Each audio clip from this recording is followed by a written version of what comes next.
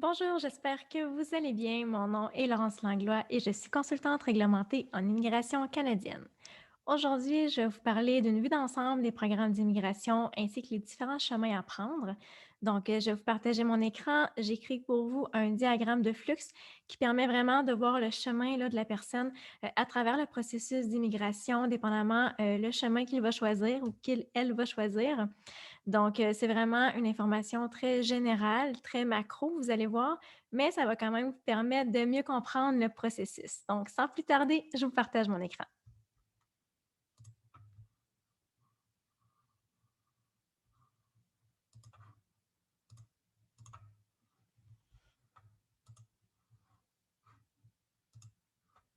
Excellent.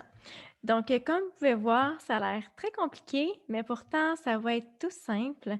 C'est vraiment le diagramme qui permet de voir les différents programmes d'immigration qu'il y a au Canada, ainsi que les différents chemins à prendre, à savoir si on prend le chemin en arrivant comme résident temporaire ou comme résident permanent. Je vais zoomer, histoire que vous puissiez voir davantage. Excellent. Donc, ici, on a la porte d'entrée au Canada avec la résidence temporaire. Avec la résidence temporaire, vous pouvez entrer avec un statut travailleur, étudiant ou voire même visiteur. Donc, tout dépendamment le statut avec lequel vous allez faire votre demande pour entrer, vous allez avoir besoin de certains documents, bien entendu. Donc, comme vous pouvez voir ici, le drapeau du Canada représente l'entrée au Canada.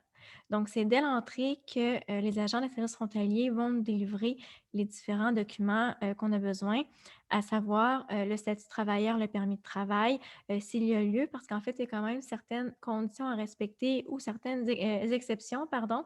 Alors, pour le permis de travail, par la suite, le statut d'étudiant, encore une fois, on peut être étudiant sans avoir de permis d'études, mais là, il y a des conditions à respecter. Mais ce n'est pas de ça qu'on va parler aujourd'hui. On va vraiment voir plus de façon générale. Et également, rentrer avec le statut visiteur. Donc, c'est vraiment les trois statuts qu'on peut avoir lorsqu'on entre au Canada. Donc, par exemple, si on est travailleur, qu'on obtient de l'expérience en tant que travailleur qualifié ou spécialisé, donc à ce moment-là, on pourrait éventuellement être admissible à un programme de résidence permanente. Même chose en tant qu'étudiant. Avec le volet études, on peut éventuellement demander la résidence permanente en ayant acquis de l'expérience après les études. Puis également, lorsque nous sommes à titre de visiteurs, il faut savoir que ces statuts-là, c'est quand même possible de changer d'un statut à l'autre, bien évidemment selon plusieurs conditions à respecter. Et puis, en fait, c'est pas toutes les situations, mais dans certaines situations, on peut changer de statut, donc de travailleur à étudiant, étudiant à travailleur, ou voire même être à titre de visiteur et vouloir prolonger son séjour avec un permis de travail ou d'études. Encore une fois, selon vraiment certaines situations. Donc, euh, c'est possible, une fois sur le territoire canadien, d'aller demander la résidence permanente. Donc, ce qui fait qu'on va vraiment vouloir aller demeurer de façon permanente au Canada. Donc, si par exemple, on prend le statut travailleur et le statut étudiant, donc normalement, on va demander la résidence permanente par un programme dit économique. On a également la demande de résidence permanente qui va être les programmes non économiques pour lesquels on peut demander la résidence depuis le Canada. Donc, encore une fois, c'est vraiment, ça dépend des situations. Il y a plusieurs également conditions à respecter, mais ça vous donne vraiment une vue d'ensemble là, des possibilités. Alors, on va commencer par la demande de résidence permanente non économique depuis le Canada. Ça regroupe en fait les programmes du regroupement familial, le regroupement humanitaire ou les demandeurs d'asile. Si on demande la résidence permanente économique depuis le Canada, on pourrait faire appel à un programme fédéral qui s'appelle l'Expérience canadienne. Donc, en ayant acquis de l'expérience déjà au Canada.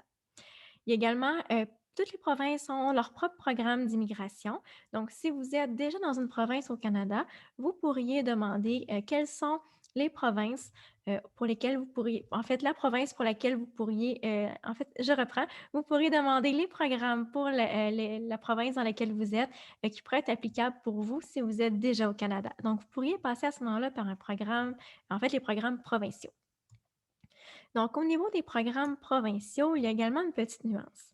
C'est-à-dire que Quand on passe par les programmes provinciaux, on peut aller directement, faire la demande de résidence permanente. Toutefois, pour faire la résidence permanente au Québec, on doit d'abord obtenir le certificat de sélection du Québec qu'on appelle le CSQ.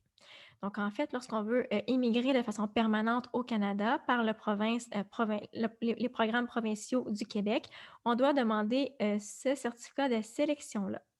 Donc, voilà pour ça. Alors ça, on est vraiment au niveau de la demande de résidence permanente depuis le Canada.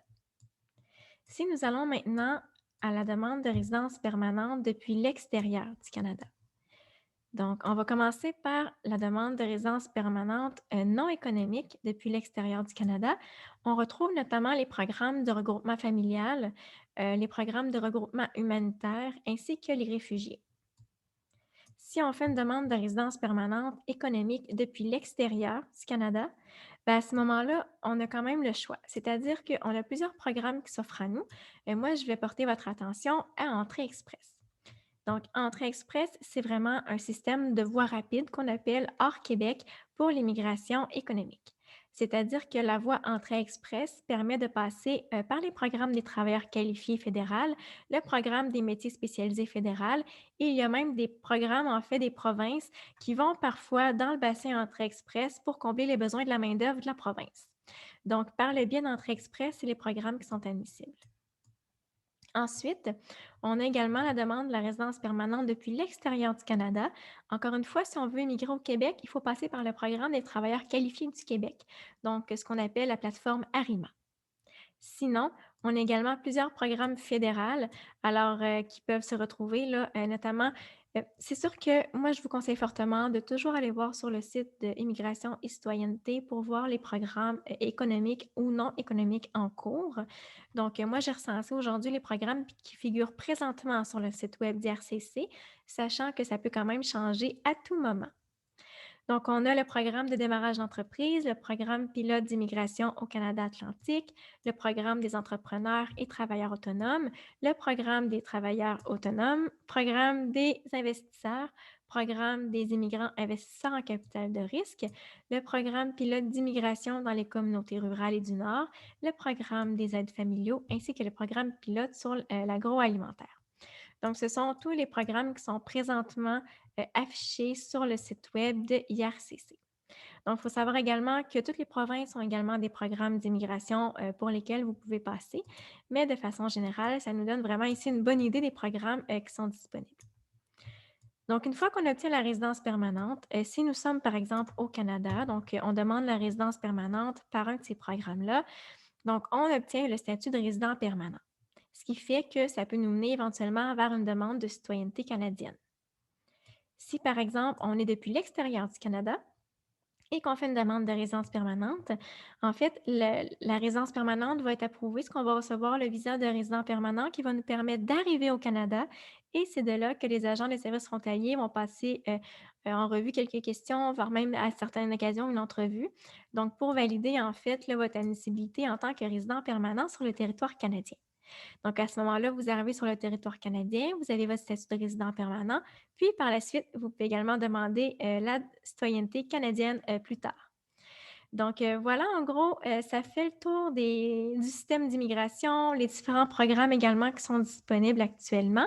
Faites l'exercice, je vais mettre dans la barre en bas de la vidéo directement les liens là, pour avoir recours aux programmes économiques et non économiques pour que vous puissiez voir les programmes en cours, mais vous aurez quand même eu une idée d'ensemble, à savoir par quel chemin vous pouvez passer pour entrer sur le territoire canadien, que ce soit de façon permanente ou temporaire.